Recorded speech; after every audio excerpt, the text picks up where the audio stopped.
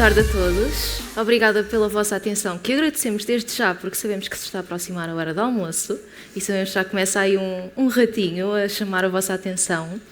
A Teresa já fez as apresentações necessárias, mas nós aqui queríamos dizer que nós estamos a dar a cara, mas algumas destas ideias que nós trazemos aqui são fruto de muito trabalho que é feito na Tangível e por isso um obrigado também aos colegas que nós fomos chateando para nos ajudarem a construir esta apresentação.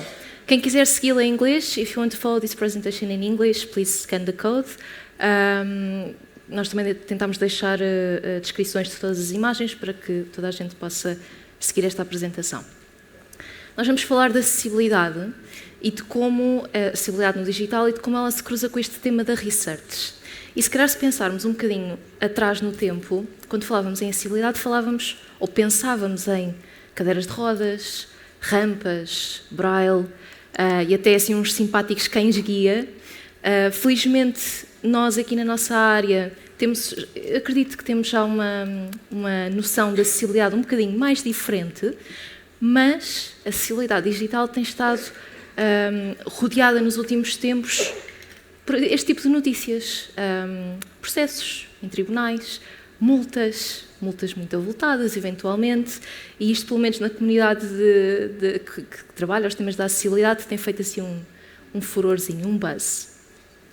Também se fala muito de overlays, como é que elas ajudam ou não a trabalhar o tema da acessibilidade, são um penso rápido, melhoram a experiência ou não, mas nós queríamos pensar um bocadinho mais além disto, porque enquanto nós falamos em overlays, multas, diretivas, de que vamos também falar hoje, leis, começamos já assim a tremer um bocadinho, sobretudo aqueles stakeholders que vinham naquela primeira votação que nós fizemos, porque estas pessoas são quem tem de dar a cara e quem tem de responder pelo cumprimento das leis.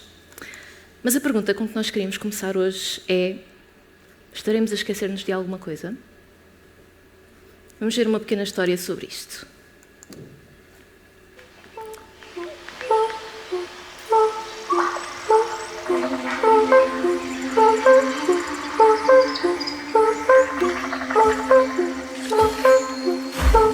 Why, oh white creature, are you so quiet?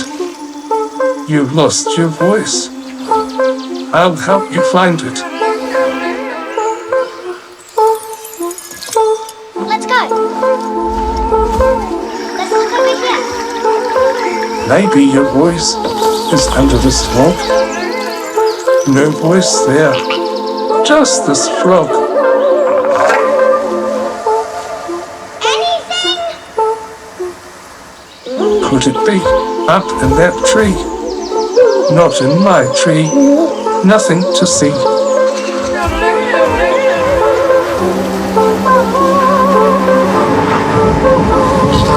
Can it be found atop the mound? Or is it deep down underground? Have you checked in the boat? I can't find it. What did it fall back down your throat? Open your mouth. Open wide. Why, I can't see your voice inside.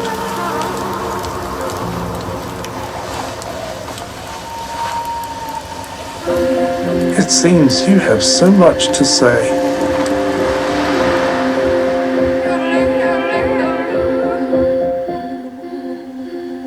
I'm sure we'll find another way. Read it again. Okay. One more time.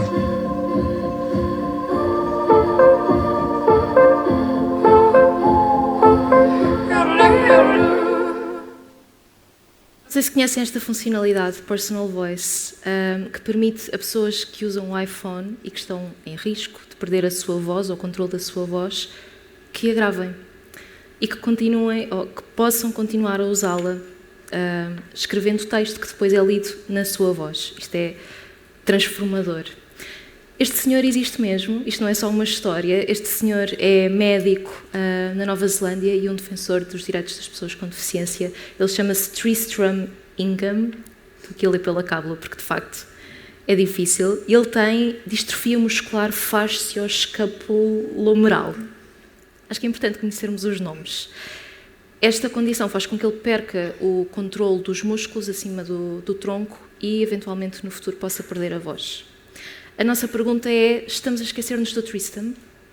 Estaremos a esquecer-nos das pessoas neste tema da acessibilidade? Estaremos a esquecer-nos de 87 milhões de pessoas na Europa que têm algum tipo de deficiência? Deficiência física, deficiência mental, intelectual, sensorial. Nesta definição das Nações Unidas cabem vários tipos de deficiência e a explicação que ela nos dá é esta. São pessoas que, pelas condições que têm, por terem estas características, na sua interação com a sociedade veem-se limitadas de alguma forma, porque encontram barreiras na sociedade, que a sociedade constrói. O Paulo falava da sua enorme base de dados, muito vasta. Nessa base de dados existem... Enfim, os números são um bocadinho difíceis de medir, porque foi alterada a forma de apurar estes números, mas 1 milhão de pessoas com deficiência em Portugal. Mas se pensarmos nesta visão um bocadinho mais vasta que nós gostamos de ter aqui na Tangível sobre deficiência, incluímos aqui 2,5 milhões de idosos em Portugal. É que, de facto, muita gente para nós nos estarmos a esquecer, no meio das outras preocupações todas. Até porque nós estamos neste número, eventualmente não nestes 87, mas num número muito mais vasto, que quer dizer que todos nós, a dada altura da nossa vida, passamos ou vamos passar por algum tipo de limitação. Pessoas que estiveram grávidas, pessoas com alguma doença súbita que têm uma dor aguda, pessoas que tiveram um acidente e precisam de lavar os dentes com a mão esquerda, como eu. É muito difícil. Pessoas que têm um bebê ao colo e não conseguem fazer qualquer coisa no telemóvel. O sol bate de repente no telemóvel e não conseguem ver. Portanto, nós falamos de limitações permanentes, às quais habitualmente chamamos de deficiência, mas também de limitações temporárias. E nós estamos aqui porque, como a Katy Perry, chegamos a uma certa altura da vida em que talvez tenhamos de aumentar o tamanho de letra do telemóvel. Eu não vou pedir um show of hands para quem já fez isto, porque não temos tempo, mas isto para dizer que todos nós estamos nesta definição de deficiência, limitação, como lhe quisermos chamar. Até porque ela é muito vasta, e é tão vasta como a nossa própria experiência. Nós somos todos diferentes e não há uma deficiência específica. Há até, nós gostamos de falar em espectro. Uma pessoa que é cega pode também ter limitações auditivas. Uma pessoa que tem limitações motoras pode ter limitações visuais também. E por isso é que nós precisamos de... Não vou dizê-lo ainda, já chego lá. Mas nós que trabalhamos aqui no digital temos uma vantagem muito grande, porque nós sabemos que temos uma ferramenta ao nosso dispor capaz de abrir estas barreiras, de deitar abaixo estas barreiras que as pessoas encontram na sociedade, de abrir o acesso em pé de igualdade a todas estas pessoas. É a nossa responsabilidade. Isto disse o Sr. Tim Berners-Lee, que não é só o fundador da web, é também a pessoa que está aqui por trás do W3C, um consórcio de que nós vamos falar.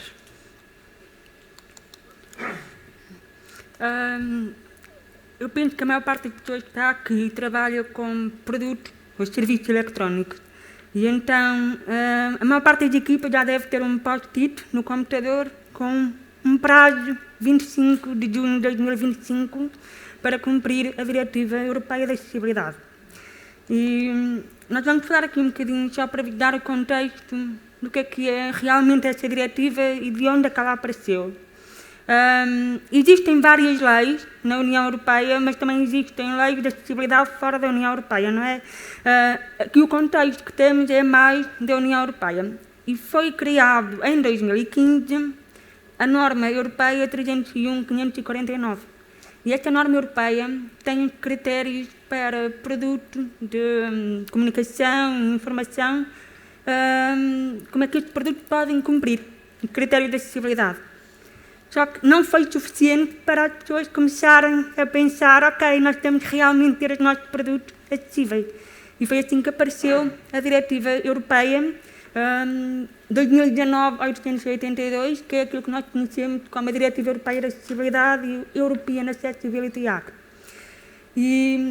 Mas não é algo isolado, ou seja, para esta diretiva ser posta em prática e começar a ter as multas, que a Filipa tinha falado, isto tem que ser transposto para a lei de cada país.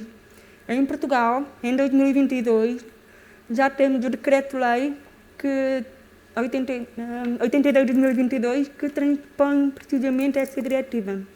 E se nós quisermos saber o valor e as multas, é no decreto-lei do país que temos que buscar essa informação. E o que é essa diretiva europeia? Lá está, não é uma lei, é um objetivo. E esse objetivo é para definir uma harmonização do mercado europeu para que todas as pessoas, empresas, serviços, possam produzir um produto e ele poder ser distribuído pelo mercado europeu e ser acessível. É exatamente a mesma situação que aconteceu com o Regulamento de Proteção de Dados, em que as empresas tiveram que começar a preocupar-se com o RGPD, agora vai haver essa preocupação com a acessibilidade. E lá está, cada país tem o seu decreto-lei, tem as multas, e, portanto, se nós estamos a pensar num produto para ser produzido em Portugal e depois ser distribuído em Inglaterra, também temos de pensar a aplicação do decreto-lei inglês, não é só em Portugal. E esta diretiva aplica-se a vários produtos, a vários serviços, incluindo smartphone, computador, máquinas de pagamento, self-service, televisões digitais, livros eletrónicos, sites e aplicações de comércio eletrónico, serviços bancários, serviços de transporte, incluindo mesmo a máquina de bilhetes, serviços de audiovisual e mídia e os 112. A diretiva em si não especifica que é preciso fazer testes de acessibilidade. Mas, idealmente, como é que nós queremos saber se os nossos produtos estão a funcionar com as pessoas, com os clientes? Fazemos testes, não é? A mesma coisa também se aplica com pessoas com deficiência. Como é que nós conseguimos perceber como é que elas interagem, quais são os padrões de navegação que elas têm nos produtos? Temos que conhecer este padrão e nada melhor do que fazer um teste de usabilidade para perceber a realidade das pessoas. E ao tratarmos com pessoas com deficiência, aqui na Tangível, percebemos que não há propriamente assim nada, não é assim nada de extraordinário, não é assim nada diferente, mas temos que ter algumas preocupações. Por exemplo, as pessoas com deficiência, normalmente, quando querem aceder a um produto, irão ter que utilizar aquilo que nós chamamos de tecnologia de apoio. Se for uma pessoa cega, por exemplo, vai utilizar a sua tecnologia de apoio, que é um leitor de ecrã, que vai ter que percorrer a página e vai ditar aquilo que está na página para ele conseguir perceber o que é que pode fazer a seguir. E nós temos que ter em conta essas ferramentas que as pessoas cegas, pessoas com problemas de mobilidade cognitivos utilizam, porque quando vamos fazer um teste, isto vai fazer parte da dinâmica do teste. Nós podemos fazer testes presenciais, remotos, não é? Há sempre essa possibilidade. Idealmente, com pessoas com deficiência, era sempre melhor ser presencial. E isto porquê? Porque conseguimos ver como é que elas interagem com essas tecnologias. E conseguimos perceber mais rapidamente os atalhos que elas usam, como é que a ferramenta realmente interage com o nosso produto, com o nosso serviço. E então, se formos fazer presencialmente, podemos ter duas opções. Podemos ir à casa da pessoa, ou se for no laboratório, elas trazem os próprios computadores, que é sempre o ideal, porque senão vai haver sempre aquela parte inicial em que a pessoa vai ter que se adaptar a um novo computador, que não trouxer a dela. Imaginem, vocês têm uma vossa ferramenta com que utilizam um site e vão para um teste e vão ter que se adaptar a uma ferramenta completamente diferente. Isso vai demorar tempo, vai demorar ali uma curva de aprendizagem e não há essa margem para fazer um teste de acessibilidade. E nós chegamos aqui a esta necessidade de testar com pessoas com deficiência, porque, como a Andreia dizia, existem estas recomendações legislativas, vou dizer assim, não são bem leis, são, no caso de Portugal, esta diretiva, ela baseia-se em boas práticas e em recomendações de acessibilidade, nomeadamente as tais recomendações que são produzidas pelo W3C, as WCAG, Web Content Accessibility Guidelines. E é nesse documento que apresenta as WCAG que o W3C, não sei se já estão fartos destas abreviaturas todas, nos dizem, olhem, façam testes automáticos, tudo bem, usem ferramentas, mas chega um momento em que vocês têm de testar com pessoas. Mais do que isso, para perceberem como é que estas pessoas com deficiência usam o vosso produto e o vosso serviço, têm também de trazê-las para os vossos testes, têm de incluí-las. E uma das coisas que nós percebemos a fazer testes com pessoas com deficiência foi que os leitores de ecrã são um teste ótimo à clareza da informação, que me toca muito porque eu sou UX Writer, não é? Que o conteúdo é muito importante, mas também acho que é muitas vezes deixado para trás neste tema da acessibilidade, e volto a dizer Web Content Accessibility Guidelines, não nos percamos em código e ferramentas automáticas, por favor. E a fazer estes testes nós percebemos como é que pessoas cegas ou com baixa visão navegam. O que parece uma coisa muito óbvia, mas na verdade quem já viu esta situação percebe que não é. Porquê? Com os leitores de ecrã, aquilo que as pessoas ouvem vai numa velocidade estonteante. É muito rápido. Outra coisa que nós percebemos é que estas pessoas que usam ferramentas como um leitor de ecrã escolhem a forma como navegam. O que de resto não é estranho, se nós pensarmos que a forma como navegam depende da tarefa que têm em mãos, mas então nós vamos ver como é que elas navegam por links, procurando links, no caso de, por exemplo, terem de fazer qualquer coisa, preencher um formulário, enviar uma resposta a qualquer coisa, ou navegam entre cabeçalhos e subtítulos, se estiverem, por exemplo, à procura de saber mais sobre um crédito da Cofidis.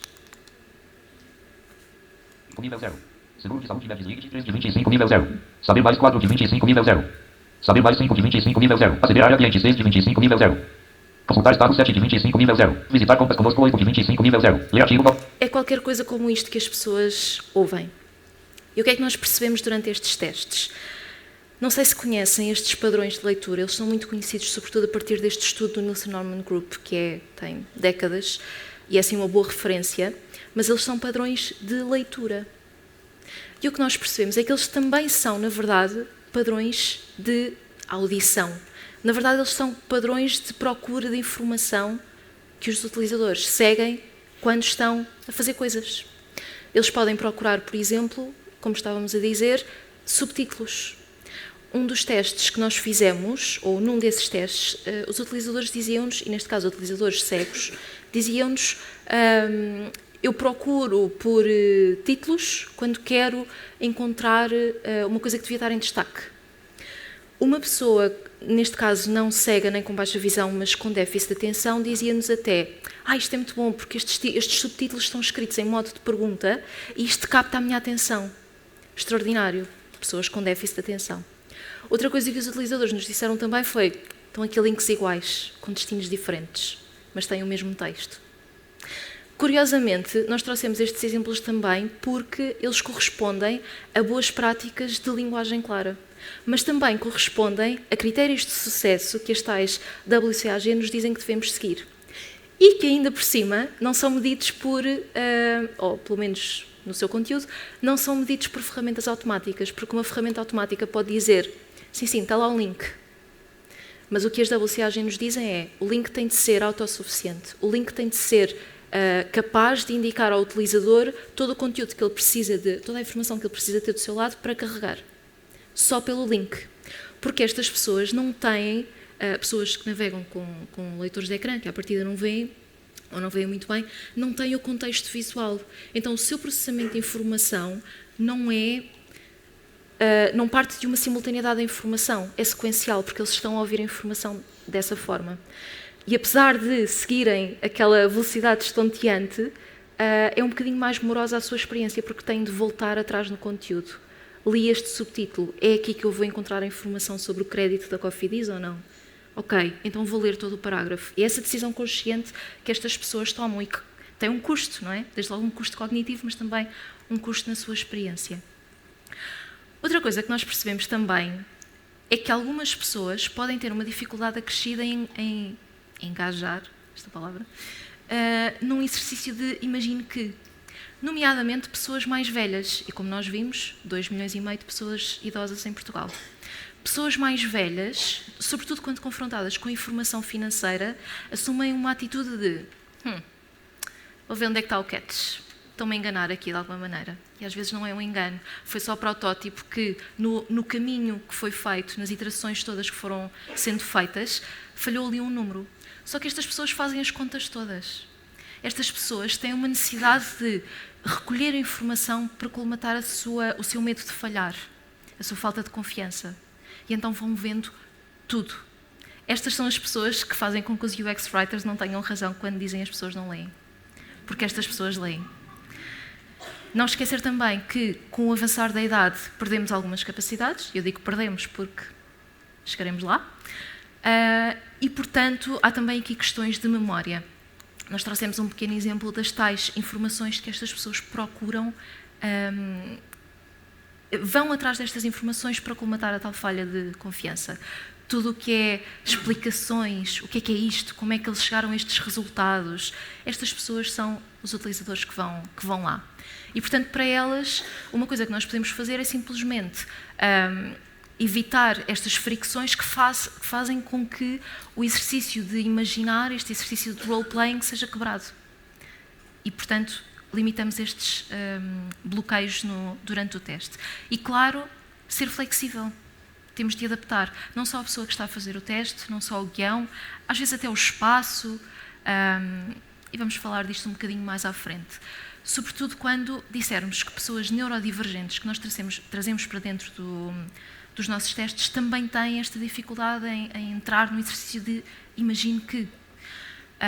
A Andreia fez um teste com uma pessoa que tinha déficit de atenção e ela, a dada altura, dizia-nos, quando eu estou a fazer qualquer coisa, e acho que o exemplo até era uma transferência, de repente aparece-me um pop-up para eu preencher um questionário. E ela dizia, por um lado, esqueci-me do que estava a fazer, já não vou retomar, e por outro lado, a probabilidade de eu dizer nesse questionário que não estou nada a gostar da experiência é muito elevada. Questionários de NPS. Portanto, o que nós podemos fazer é minimizar estas entropias, estes elementos que perturbam aqui a experiência. Trouxemos aqui um exemplo de plugins. Esta utilizadora utilizava um plugin para desligar a publicidade dos sites, por exemplo. Portanto, nós preocupamos imenso em pôr lá cross-selling, publicidade, tudo isso, e há utilizadores que simplesmente carregam no off. Uma coisa que nós também percebemos, e trouxemos aqui um exemplo de uma organização do Reino Unido, que é a Scope, o foco deles é entregar conteúdo e apoio a pessoas com deficiência para garantir que elas têm, que alcançam a igualdade no acesso, por exemplo, a apoios públicos. E uma coisa que eles perceberam a testar com pessoas com deficiência foi: nós precisamos de ir atrás das necessidades de conteúdo específicas destas pessoas, mas às vezes elas entram em conflito umas com as outras. Por exemplo, testando com pessoas neurodivergentes e testando com pessoas cegas uma mesma página, eles concluíram que para umas resultava ter todo o conteúdo na página e a página era extensíssima, e para outras isso era negativo. Elas preferiam ter várias páginas com pouco conteúdo em cada uma delas. Nós descobrimos também, aliás, a Scope descobriu, e nós, por coincidência, encontramos uma coisa parecida, que pessoas neurodivergentes não conseguem tão facilmente rever-se no conteúdo que usa exemplos. O que é um contrassenso para pessoas de conteúdo que passam a vida a dizer: ponham explicações e ponham exemplos. Só que estas pessoas olham para os exemplos e pensam: este não sou eu, este não sou eu, este não sou eu, então isto não é para mim.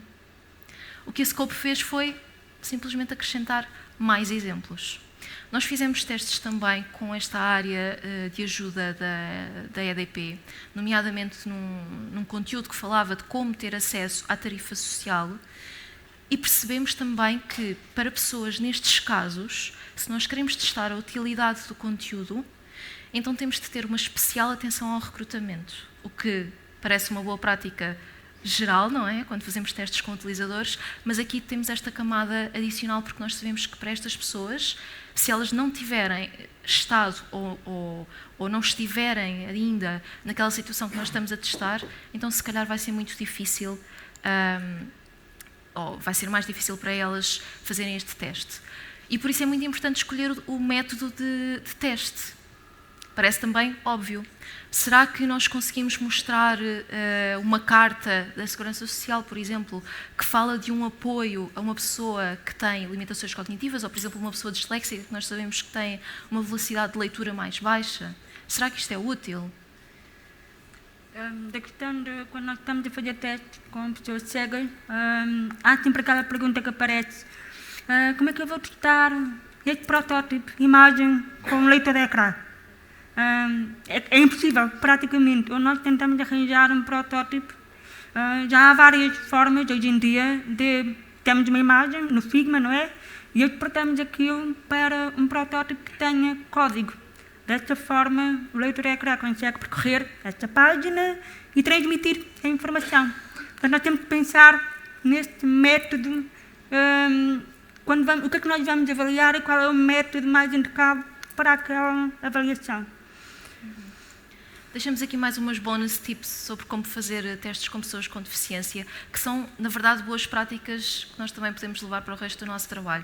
Como a Andreia dizia, marcar uma pré-sessão, mas também conhecer muito bem estas ferramentas, estas tecnologias assistivas que as pessoas usam, conhecer a linguagem específica destas ferramentas. Às tantas, as pessoas nestes testes diziam: porque eu entro na página pelo título, pelo link, e depois procuro com H. Procurar com H é o atalho, depois vão à procura de um subtítulo, vão à procura de um campo de preenchimento, também falavam de um campo de foco. É importante ir conhecendo estes termos específicos para também não nos deixarmos ficar pelo caminho na compreensão da experiência das pessoas. Usar linguagem focada na pessoa. Li alguns um exemplo de um teste, ou falámos, já não sei precisar, de um teste com pessoas que não viam muito bem. E no início do teste, lia-se toda aquela informação que nós damos às pessoas no início e falava-se de invisuais. E o invisual, e o invisual, e o invisual, e a pessoa às tantas dizia: eu sou cega. Eu sei que eu sou cega. Também não é lícito que sejam estes os melhores termos. Isso é um assunto que eu adoro, procurar a palavra mais adequada para ali, para aquele caso. Mas por que não perguntar? Eu acho que esse é o caminho da empatia, perguntar à pessoa como é que ela gosta de, ou como é que nós devemos referir-nos à sua condição. Parece uma boa resposta. E pronto, estas pessoas com deficiência, é impossível elas conseguirem fazer determinadas ações se os nossos produtos que nós desenhamos já estão a colocar mais barreiras. Por isso temos que ter esta responsabilidade de tornar o ambiente, tanto físico como digital, para que elas possam participar ativamente na sociedade. E porquê que as empresas devem apostar na acessibilidade? E não só naquela questão de, no próximo ano temos uma diretiva para cumprir, temos de pensar nas multas. Mas também por causa do retorno, do valor, do lucro que elas próprias vão ter se tiverem utilizadores, pessoas com deficiência, a utilizar os seus produtos. A maior parte dos utilizadores com deficiência não vão escolher propriamente o produto mais barato, vão escolher o produto que tem menos barreiras. Por exemplo, há várias aplicações bancárias que existem no mercado, não é? E temos uma pessoa cega que vai tentar adicionar o seu cartão de multibanco a uma aplicação. Uma que ele experimenta da primeira vez, não consegue. Desiste. Vai experimentar uma segunda e consegue adicionar. Ele vai ficar por aí. Não vai tentar experimentar outras para ver se funciona. A primeira aplicação onde ele não encontrou barreiras é a aplicação que ele vai utilizar. E o que é que nós, enquanto designers, developers, podemos fazer? É pensar nestes cenários reais e as soluções permitem fazer com que não haja barreiras para que as pessoas consigam utilizar. Se uma pessoa não conseguir ler o que é que diz num ecrã, o que é que nós fazemos? Tornamos o texto maior, tornamos a capacidade do próprio ecrã se adaptar ao tamanho do dispositivo. Se uma pessoa é surda não consegue ligar para um banco, o que é que o banco pode fazer? criar canais alternativos onde a pessoa pode comunicar por escrito, ou então fazer uma videoconferência e ter mesmo um tradutor de língua gestual. Se uma pessoa não sabe onde é que está na página, a própria página, não sei se alguma vez já experimentaram navegar com teclado, mas quando navegam com o teclado, na tecla Tab, aparece o foco nos elementos. Isso é muito importante para as pessoas perceberem onde é que estão na página. Principalmente pessoas que têm alguma dificuldade em se concentrar, ou vão fazer outra coisa e depois têm que voltar, ok, onde é que eu estou na página? E eu não consegui submeter um formulário porque já tinha 20 segundos para preencher isto, por exemplo. Então, temos que ter a responsabilidade de aumentar o tempo, tornar até mesmo os campos mais claros, onde é que estão os erros, para tornar o próprio processo mais fácil e compreensível.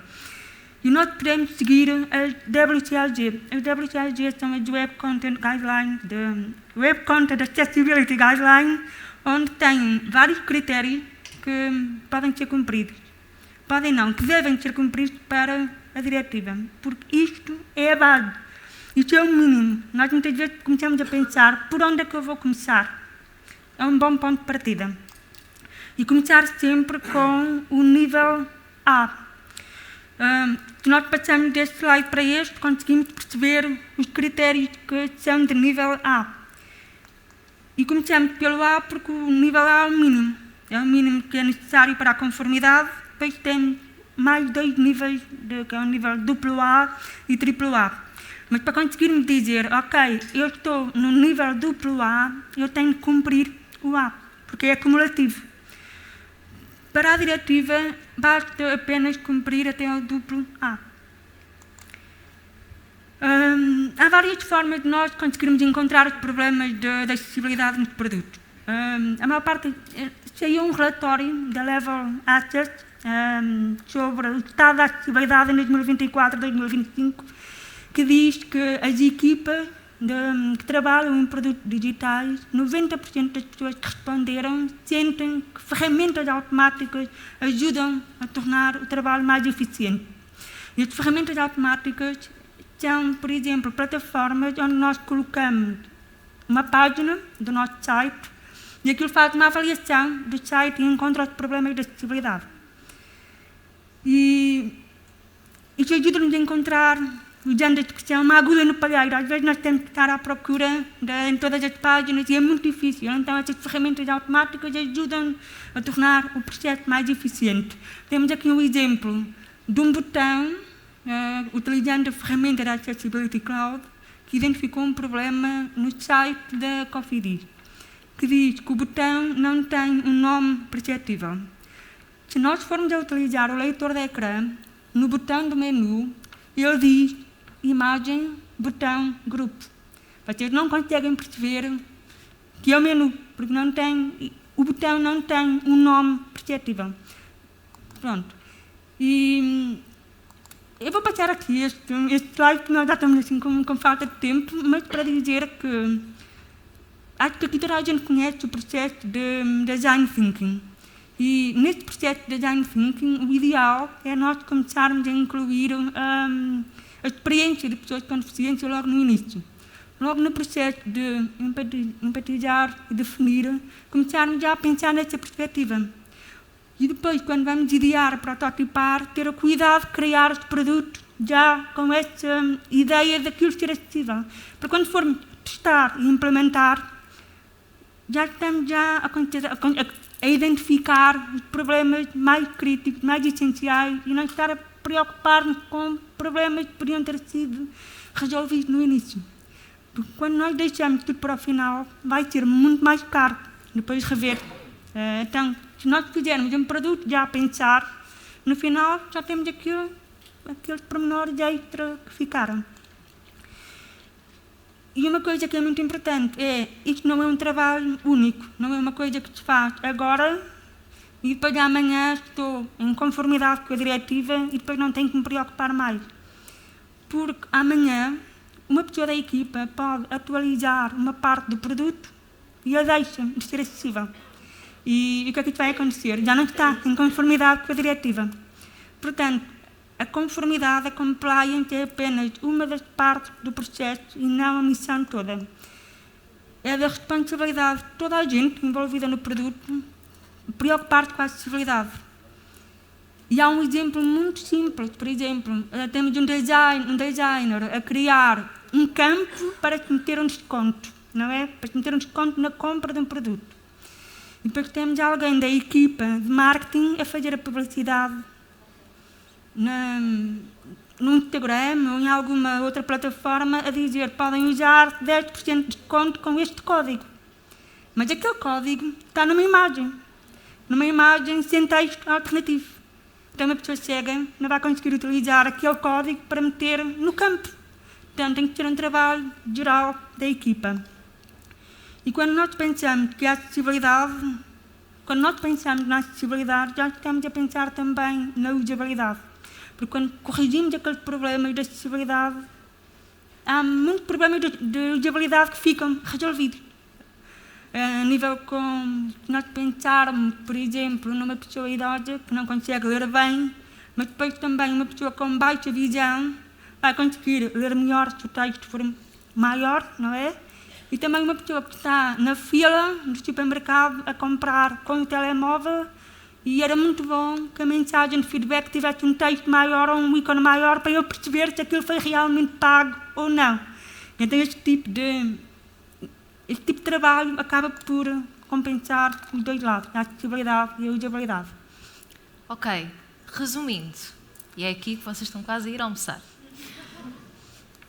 Há um momento no processo de design guardado para testes, ou há vários momentos, mas há um especificamente onde nós conseguimos fazer testes com pessoas. Devemos fazer testes com pessoas com deficiência, trazê-los para dentro do processo de design. Não só porque temos isso, mas também porque a tal diretiva se baseia em boas práticas que nos dizem testem com pessoas com deficiência. A ideia é este lema que nós trazemos e que de certa forma ficou associado aqui a este tema da acessibilidade digital, nothing about us without us. Temos de ouvir estas pessoas para compreendê-las. A melhor forma de compreender é trazê-las, é ir ver como é que elas usam os nossos produtos e os nossos serviços. Por isso, não se assustem com prazos, isto é uma parte do processo, é uma parte do caminho. Nós estamos cá para ajudar, como vocês viram algumas fotos do nosso Lab UX, nós estamos preparados para fazer estes testes e é transformador ver do outro lado pessoas com estas deficiências que se calhar nós nem sequer pensamos muito no dia-a-dia usar os nossos produtos e os nossos serviços. A melhor forma de compreender é ver, mas também testar e por isso levem este desafio com vocês. Hoje à noite, quando estiverem no sofá a fazer scroll no Instagram, liguem o screen reader do vosso telemóvel. O desafio é desligá-lo, fica a spoiler, mas também perceberem como é que se usa um telemóvel com estas ferramentas e estas tecnologias. É meio caminho andado para percebermos e para querermos incluir estas pessoas. Obrigada.